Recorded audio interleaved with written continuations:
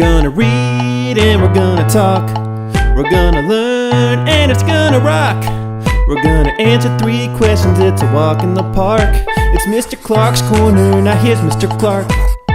Good morning, welcome to Mr. Clark's Corner. We have been studying about Elijah and Elisha in Kids Church, and we just this last Sunday went through a review of everything that we have been learning about. And so I want to play a game, and it's a game that we played this last Sunday in Kids Church, and it's called Which Eli? So with the people around you, you're going to compete with one another and tell me which Eli was it. So I'm going to give a fact or a part of a story, and you tell me whether it was Elisha or Elijah.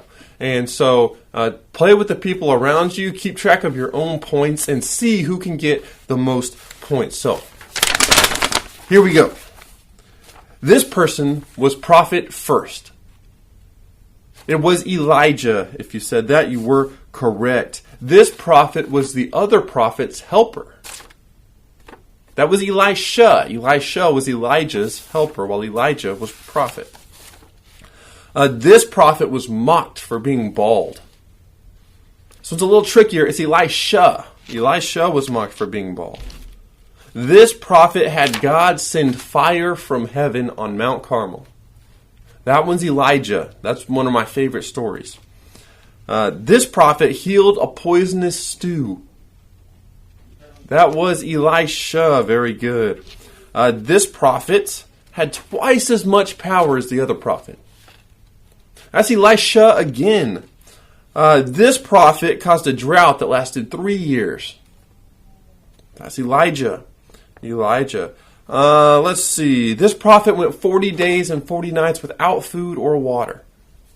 That's Elijah. Elijah did that. This prophet healed Naaman's leprosy. That's Elisha. So add up your score, see who won. Great game. It's been awesome to talk about Elijah and Elisha over the past several weeks in Kids Church at CHCC. These are 2 great men, great powerful men that God blessed with great power and great ability, and really gave them great opportunities to help people and to perform miracles that we still talk about today, thousands of years later. But I want to ask you the question that we've asked every single week. Elijah and Elisha were prophets. So what exactly is a prophet? Our working definition, what we've been calling prophets, is a spokesperson for God. And that gets me thinking. Now, Elijah and Elisha and a lot of the Old Testament prophets, God told them with his words exactly what to do and what to say, and they kind of served as a between person for God and the rest of the people. That's why they were the spokesperson for God.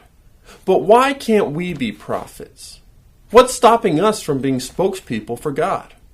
I mean, now we may not hear God's direct word like Elijah and Elisha did. But what we do have is the Word of God, the Bible, right here.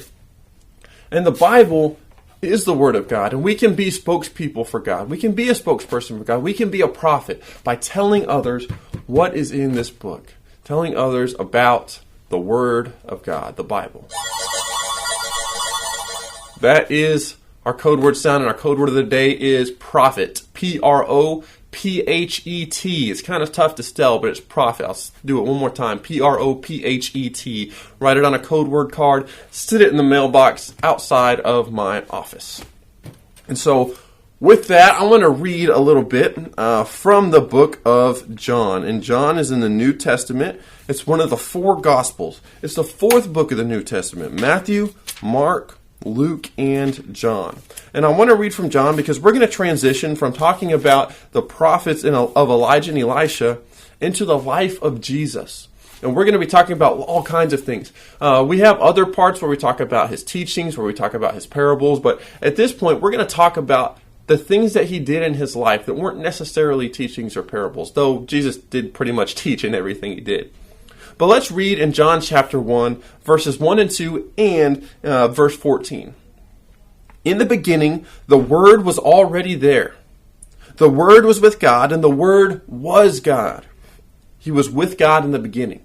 Now, John is calling Jesus the Word, and the Word has always been with God in the beginning. Let's skip down to verse 14. The Word became a human being. He made his home with us. We have seen his glory. It is the glory of the one and only Son. Jesus is the Word, and Jesus has been with God since the very beginning.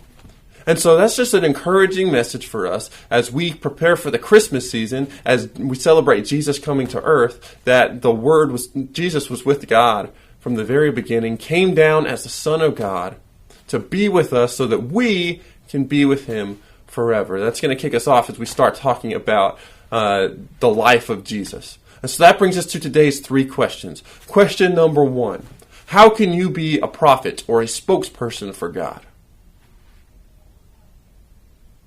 Question number 2, what was your favorite Elijah or Elisha story?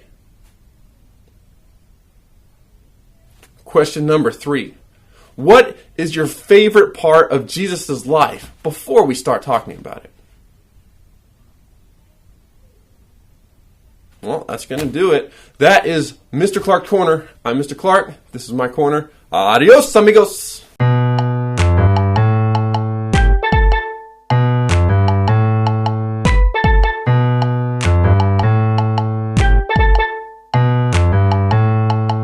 Okay, we read, alright, we talked.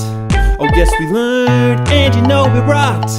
We even answered 3 questions, man, what a fun day. It's Mr. Clark's Corner, I'll see you on Sunday.